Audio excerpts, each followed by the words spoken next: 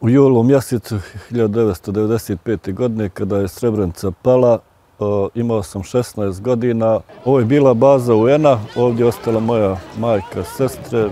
Ja sam sa ocem krenuo preko šume. Krenuli smo na put spasa koji se, nažalost, kasnije pretvorio u put smrti.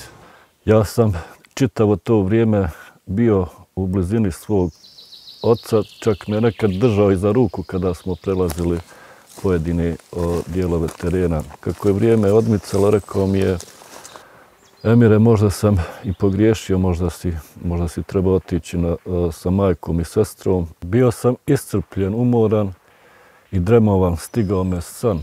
I rekao sam ocu da mi se spava. Otac me je zamolio i rekao da je možda bolje da ne spavam, da ostanemo budni zajedno i šta god da se desi, da budemo zajedno.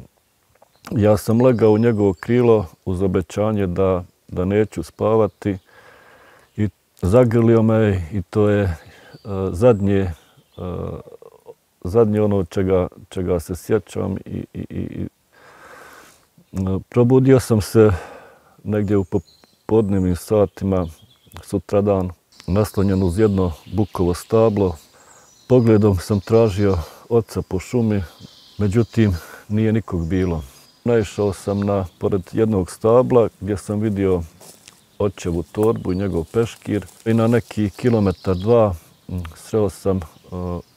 vidio sam mog Amidžu Sakiba, kome sam se obradovao i jedino pitanje što je bilo: da li si vidio mog babu?